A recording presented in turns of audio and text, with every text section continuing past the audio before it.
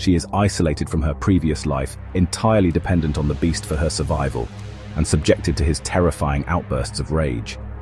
Over time, she begins to see small acts of kindness not as the bare minimum of human decency, but as profound gestures of a changing heart. She starts to empathize with his pain and takes on the responsibility for his emotional well-being, a classic role for the codependent fixer. The entire premise of the story rests on a deeply unhealthy codependent belief that you can and should change a troubled and abusive partner through your unwavering love and patience. The beast's transformation is not his own responsibility. It is entirely contingent on Belle's ability to love him before the last petal falls. This places an immense and unfair burden on Belle, teaching the dangerous lesson that it is a woman's job to heal a man's wounds, even at the cost of her own safety and happiness. This is not healthy love.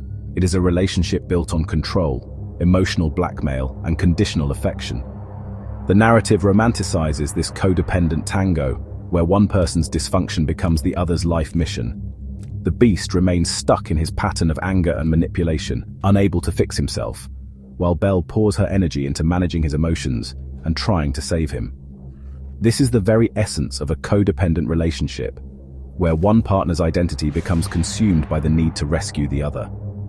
It's a story that frames a toxic trauma bond as the ultimate romance, dangerously blurring the lines between love, pity, and emotional entrapment for generations of impressionable viewers.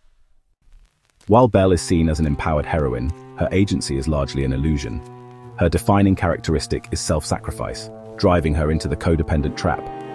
She trades her freedom for her father, demonstrating that her needs are secondary. This is a classic symptom of codependency, the inability to prioritize one's own well-being. Once inside the castle, her world shrinks until the beast is at its very center. Her primary focus becomes fixing him, taking on the role of his unpaid therapist. She is not building a relationship based on mutual respect. She is engaging in a high-stakes project of rehabilitation. Her own intellectual pursuits are quickly forgotten, replaced by managing her captor's curse. This highlights a core symptom of codependency: difficulty owning one's own reality. She adapts her reality to fit the narrative that he is a victim who needs her help. Ultimately, Belle's story is not one of choice, but of fixation.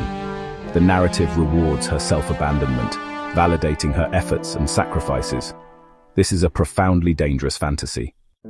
Even Snow White falls into a codependent trap. After fleeing her stepmother, she finds the dwarf's cottage. Her instinct is to clean and cook, tying her value to serving others.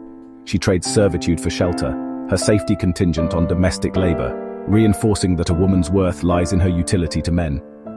Snow White remains passive, failing to set boundaries. She depends on the dwarves and, ultimately, the prince. This reinforces a codependent need for a protector. She never develops an internal sense of value, constantly needing rescue. The story teaches that a woman's path to security is through being agreeable and protected by men.